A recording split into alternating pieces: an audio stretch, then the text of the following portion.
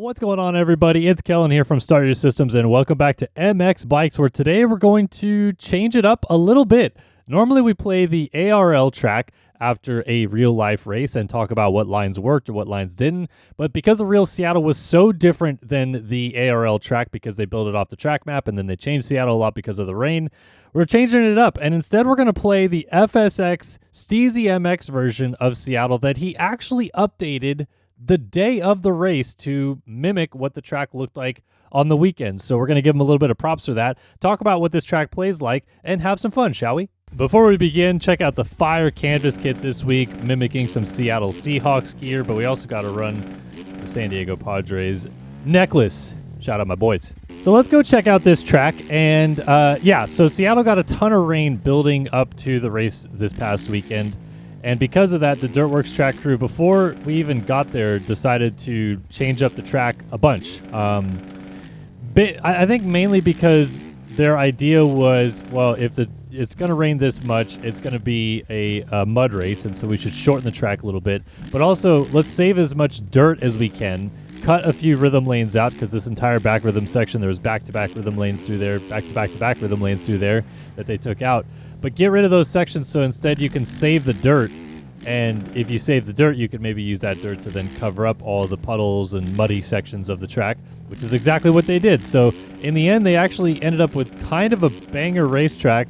The passing opportunities weren't great, but never really are in Seattle. It's really just a survival fest out there. And the track itself raced beautifully. It was very dry for how much rain they had been getting, so kudos to Dirtworks for somehow pulling the rabbit out of the hat again there.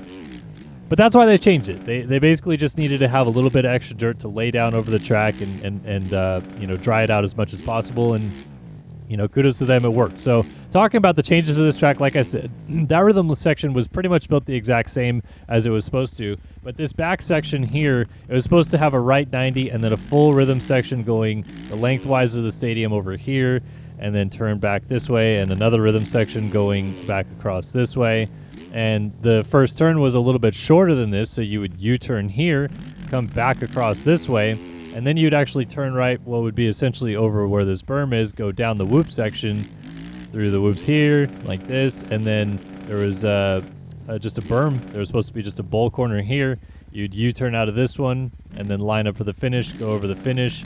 Then there was this 353 jump right here, but you would U-turn back down the start straight and join up in this corner here before this double. That was how the track was supposed to go. If you play the ARL version of the track, that's exactly what the track looks like and plays like. And honestly, I think ARL actually did a pretty good job with the track, so I'm not trying to knock them with this video at all. It is just the circumstances of trying to build a track off a blueprint versus making changes as it happens or as the track changes and releasing it later. And that's honestly been a big talking point this year within the MX Bikes community, because not only has Steezy and the FSX Championship been, having updated tracks or as close to updated tracks as possible, but the PCK series, which is a paid series and releases the paid tracks, or paid, the tracks are paid, and then you can race the series, they wait a long time, like almost 4 or 5 days after the race to update the tracks. And then you have a very close to replica version of the tracks. Now, I'm not going to get into what is a better series or who makes better tracks or any of that, because to me, I think it's just great that there's this much variance and this many people wanting to make tracks in series for the game. And you could race free tracks, you could race paid tracks, you could race medium paid tracks, because the ARL tracks are a little bit more expensive than the PCK ones. Can you quad this? Almost. But you could do a lot of different things, so it's kind of nice that there is that competition. However, what I do want to talk about and kind of pitch to you guys today is what is better, pre-race track release or post-race track release? Because in MX Sim, we've always gone the method of pre-race track release, get the hype built, we get to actually race the, in this case, the Seattle Supercross 4 days before it happens in real life, and so fans that are curious about what the track looks like, how it might race, etc., come and tune in. Whereas if you do the race after, we've always thought, at least in Sim, less people will be interested or invested in wanting to play the track and or even watch the race, because kind of already seen it, kind of already done it, etc., etc. And it seems like that's what the MX Bikes community has kind of done with ARL, right? It's a Friday race. I still don't particularly love that they do them on Fridays. I think it kind of kills their player base a little bit. But either way, it's a Friday race. And with that, the track is obviously released a day before the real race, like the real Seattle.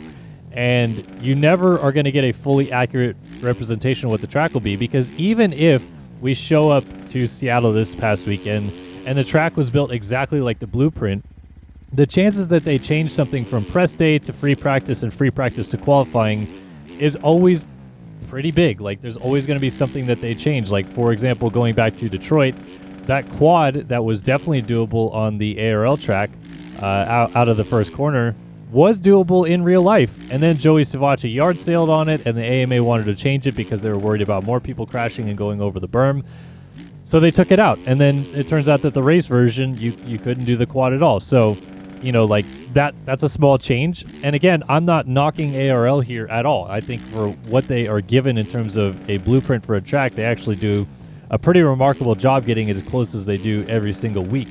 But it is an interesting debate to be had, because it seems like more and more people that I see are telling me that the PCK tracks or the FSX tracks or whatever are better from not just a scaling point or a raceability point, but the fact that they're just more accurate tracks, and people like that. So I'm curious what people think, because obviously, the tried and true method of releasing a track before the race seems to not be the most popular decision anymore, or maybe it is, and I'm just not as aware of it, because obviously the minority that is vocal usually tends to be the loudest. But I don't know. I'm genuinely curious what people's thoughts are on that as a topic, because I feel like it's one of those things that we went through that growing pain a decade ago in MX Sim, and it was kind of determined it's better to have the race before the real race.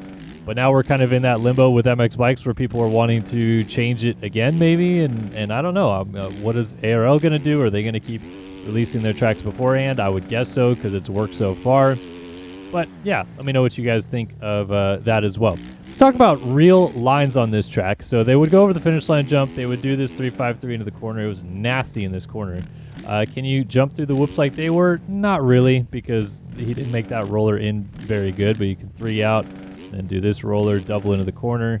I like that he has some rut options through both of these corners. You can go inside, middle, outside. There was a double here into a Supercross triple. And then everyone was kind of tucking middle-ish out of this corner. And you would actually double in 3 and then 3-1. So there is one extra jump that he has in this rhythm lane. And then through this next rhythm section, there's a couple different options. Chase Sexton's best line that he was gaining time on was this, on-off 3, and then 3 onto the table and out. But there were a lot of different options. Let's go back and try them again. If you rolled this first jump out of the corner here, you would obviously double this, double this, double this, and then double into the corner because there's one less jump. Different options through this next section, though. Most people were going over table 2 and then 3ing this, but I think that he spread this apart too much. That was kind of like the quote-unquote fast regular line through the rhythm section most of the day. But a handful of people also got this line, which is you'd come out of this corner, go over the table, and then you'd go 3, and then you'd go 3 again, and then you'd go table over single into the corner. But why that was slower than the other option I was showing you, where you do that little checkup double in the middle, was you could go on-off out of the rhythm section, and you would nail a 3-foot or a 3 in the middle of the rhythm section off of only 3-foot singles. So that was a little bit faster. But in this version, I think you can also come out of this corner. Oop, sliding out of the corner. I was trying to hook up pretty good right there, but didn't. You can also come out of this corner, if I get it just right here, and quad. And then obviously you just go the normal rhythm after that. So you can just choose to not even do the on-offs and do some different options. But yeah, there's definitely some close lines to what they were doing in real life just from that rhythm section alone. And then the rest of the track, like, he kind of got spot on. He has one extra jump in that rhythm section out of the first corner. That I think that's an easy mistake to miss right there, just because he was probably rushing to build the track off of what he had seen from the updated track rendering of what they were changing. And, maybe even Dirtworks chose last minute to take another jump out of that rhythm section, so who really knows? But yeah, overall, a pretty damn good job of replicating this track here by Steezy. He always does some really cool stuff. We obviously have done a lot of his SMX tracks in the past, and those are always a lot of fun as well. So big thanks to him for all the work that he puts in. And like I said, shout out ARL and PCK and all those guys that continue to build tracks for the community. And whether they make you, pay for them or release them for free or whatever it is, it's just nice that we have options. That's simply the way to look at it, in my opinion. So hopefully you guys enjoyed this video. As always, appreciate you stopping by and watching. And if you have any questions, comments, or concerns, let us know in the comment section below. We'll see you guys in the next one. So long for now. If you liked that video, be sure to subscribe to the channel for much more motocross gaming content.